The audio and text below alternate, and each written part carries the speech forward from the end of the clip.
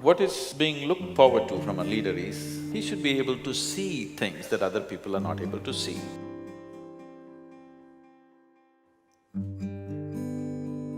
Leadership is not about you asserting yourself over somebody.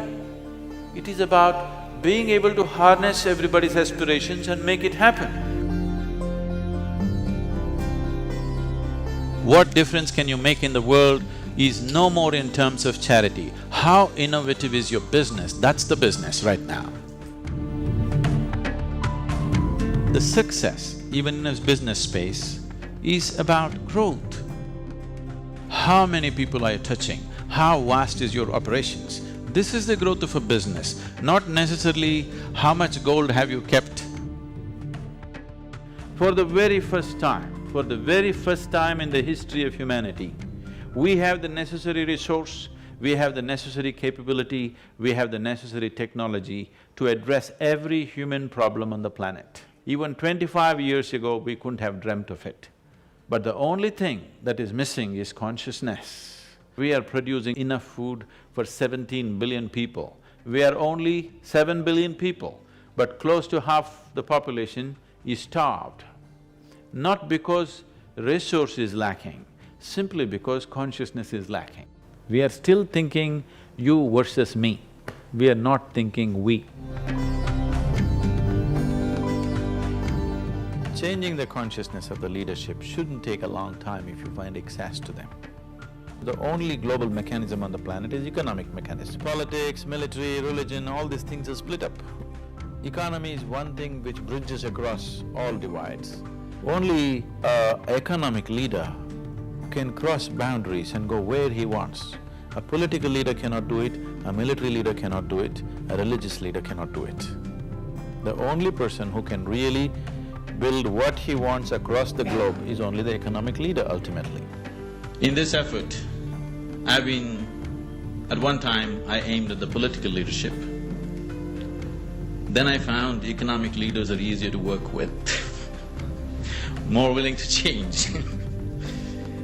And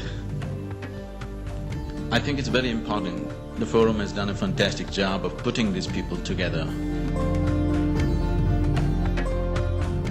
Inclusiveness means making sure every human being on this planet has an active role to play in the economic process. Once you're a leader, the very way you think, the way you feel, the way you act, every single thing that you do affects millions of people.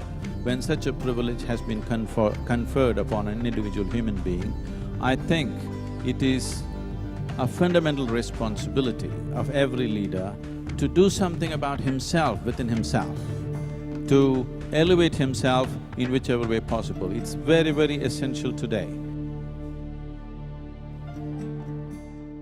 In all these years of life, how many of you have passed through one 24-hour stretch, that is one single day, absolutely joyfully, without a single moment of irritation, agitation, pain, frustration? 24 hours. Very few people on this planet can say yes to this, very few.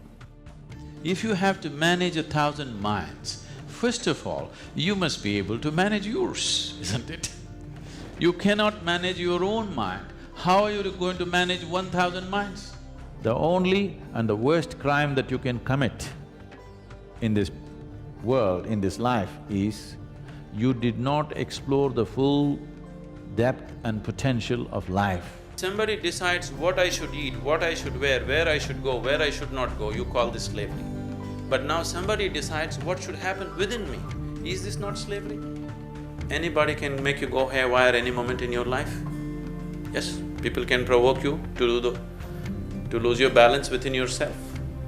So, if this doesn't change, your ability to master your destiny is very minimal. I would say, if you have mastery of your physical body, about 15 to 20% of your destiny is in your hands. If you have mastery over your mind, about 40 to 50% or 60% of your life and destiny is in your hands. If you have complete mastery over your life energies, then 100% of your destiny is in your hands. The very process of life and death is in your hands. To that extent, one can take his destiny into his hands.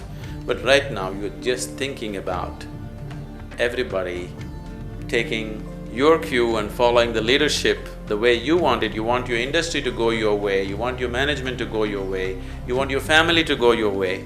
Even on that level, if you have much more control over your physical body, your mind, your emotion and your energies, you will see very easily the world will start following you. Rather than you being a slave of the situations, you start creating situations the way you want it. So this is an inner science. As there is an external science for external well-being, there's an inner science for inner well-being.